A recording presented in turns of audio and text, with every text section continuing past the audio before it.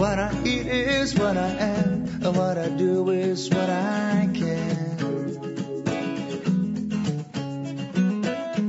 And as the night turns into day, I know exactly what to say. Albert Frost word deur musiekkenners beskryf as ons donker prins van blues en sy gitaarvingers is bobaas in die bedryf. Hy werk met kunstenaars soos Arno Karstens, het al saam met die Rolling Stones opgetree en met R.E.M. getoer. Vicky kuier by sy huis in Tulbagh.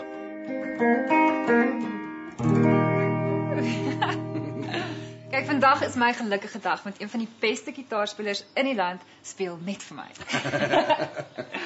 Nou, ek kan sien, hier woon 'n musikant. Yep, guilty. As daai gitaar kon praat, neem ek aan, hulle kan lang stories vertel. Ja, absoluut. Weet jy, daai gitaar kom al lank pad saam met my. So elke net het 'n sekere storie verbonde. So vertel my 'n bietjie van daai eerste ene. Right, dis my ou Faithful 12 snaar wat ek seker so 6 of 7 jaar terug gekoop het. Dis een van daai gevalle van in 'n winkel instap en toevallig die gitaar opgetel en besluit that's it, moet dit nou koop, en ek het gekry en daai gitaar het al verskillende toere saam met my gedoen al deur Europa en deur Engeland. Almal behoort hierdie een te herken.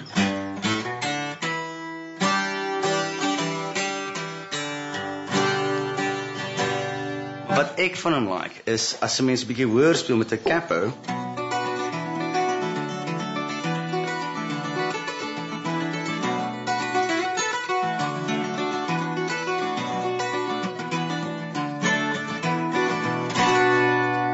Ek het meer soos 'n mandolin van klank wat mens presies kan create ook. Albert het op 12 begin gitaar speel en sy eerste instrument was 'n Fender gitaar. Die Fender Stratocaster was sy geskenk aan homself vir sy 30ste verjaardag. Hierdie gitaar is fantasties vir rock en vir folk en vir pretty much enigiets, want dit's 'n lekker all-rounder, maar die main ding is 'n lead gitaar.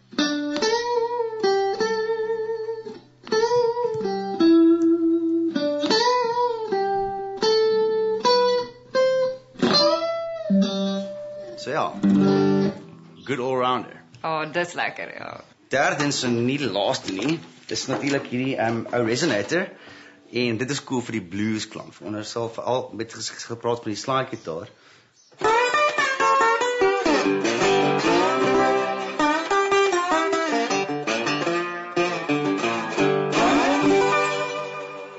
Blues is ook die styl wat jou tog naaste aan die hart lê, né? Dit is my eerste liefde, ek moet sê. Weet, die blues is die basis van alle moderne musiek. Ek het al gelees, ander gitaarspelers soos Skalkie Berg beskryf jou as 'n musikant vir ander musikante. Jou styl is subtiel, dis aggressief, dit het begrip en emosioneel. Sal jy saamstem? Ja, weet jy, ek dink dis ook hoekom ek al slank in die bedryf is, want ek kan baie variasie mee deel. Ek het al die regte tools vir die job en dit is iets wat net natuurlik is vir my. Watter kwaliteite in ander musikante laat jou weer floreer? Solank almal vir almal luister. Jy weet, there's a couple of things. You have to be in the right key en almal moet net luister. Solank jy ouens net luister, is alles reg. Dan kan mens lekker saam speel. Op die stadium is ons nogal baie in 'n pop-era. Wat dink jy is die volgende gier in musiek waarna toe ons beweeg? Weet jy wat ek dink is besig om terug te kom is 'n psychedelic, meer 'n improvisational kind of approach aan musiek. Die age-old ding van 'n catchy song is 'n catchy song, of dit nou 'n catchy rock song is of 'n catchy pop song is of 'n catchy blues song, dit gaan nog vir altyd aangaan.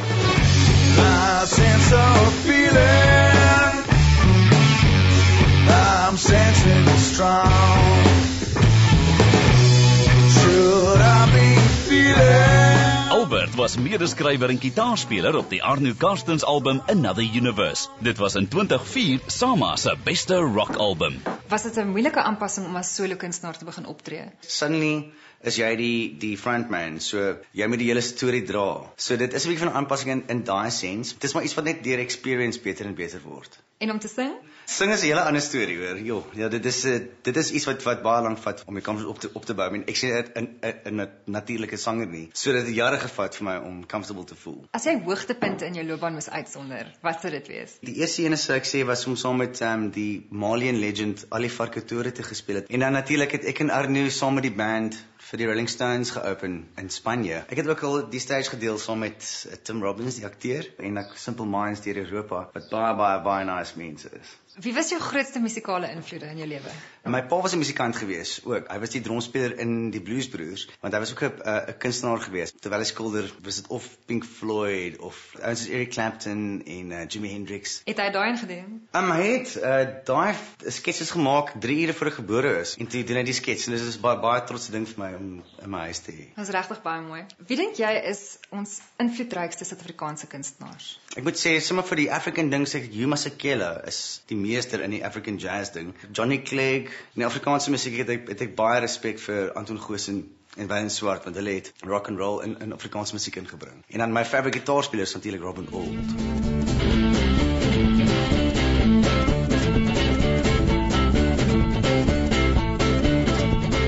Sitting over here on Parchman's Farm. I said I'm sitting over here on Parchman's Farm. Sitting over here on Parchman's Farm. Ain't never done no man no wrong. As solo-kunstenaar het Albert 2 albums uit, Catfish en Devils and Gods. En natuurlik tree hy gereeld by feeste op. Watter raad het jy vir jong musikante wat 'n loopbaan uit musiek wil maak? Jy moet kan vasbyt. Try to do it for the right reasons, jy weet. Ek dink as jy in die opset ingaan om geld te maak uit die musiekbedryf in Suid-Afrika uit, gaan jy 'n ongelukkige kunstenaar wees. As jy lief is vir musiek maak en dis jou main ding, dan you're in a lovely business. Waarheen dink jy beweeg Suid-Afrika as 'n nasie binne die musiekbedryf? Internasionale scope vir musikante en artists is soveel groter nou. Jy kan deur YouTube en die internet kan jouself wêreldwyd versprei deur 'n klik. Ja, daar's bands soos Die Antwoord en Prime Circle en die Parlotones wat regtig besig is om groot indruk te maak oor see. Albert en Vicky is na die Paragang restaurant in Tulbagh. Sy stiefpa Rob Nagel en vriend Chris Kreef was reeds daar. Rob, aka Hop Dog Bob, is ook 'n lid van die Blues Broers. Albert het op 17 saam met sy oorlede pa in die band begin speel. Hy en Rob het ook 'n blues duo genaamd Hop Dog Frost. Chris, jy ken al vir Albert baie lank. Hoe sou jy hom opsom as 'n mens? Ek dink Albert strike, die eerste ding met my strike is loyalty. Hy's vir my as 'n buddy, as 'n vriend, is hy een van die mees loyale vriende wat ek nog ooit gehad het. Harde werker en hy's gebore met 'n goue gitaar en hy het dit gevat en hy het dit absoluut verfyn na 'n meester en dit is met lekker om uit te kyk wat sy trade vat tot op daai vlak. Rob, hoekom dink jy is Albert so 'n suksesvolle kunstenaar? Ek dink Albert het die geluk gehad om van 'n baie vroeë ouderdom in 'n band te speel en veral in 'n blues band te speel waar hy nou die basics van moderne musiek geleer het, van popmusiek wat blues is en dit staan hom natuurlik in goeie stand. Julle speel al jare saam in die Blues Broers. Jy moet 'n paar snaakse stories hê om te vertel, bro. Toe ons in Springbok was op terug van Namibia, het Albert sulke lang hare gehad. Hy was so 15 of 16. Dit is baie cute gelyk, nee. En toe vat die waitress die bestelling en ons gee almal ons bestellings toe. Het hy nog niks gesê nie, toe sê sy en wat gaan sy hê?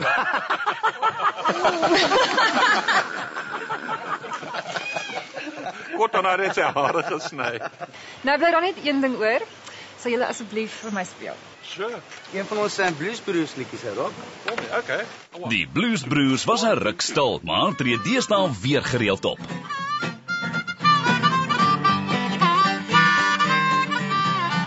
Why don't you call me, baby? Why don't you call me up sometime? Why don't you call me, baby? Why don't you call me up sometime?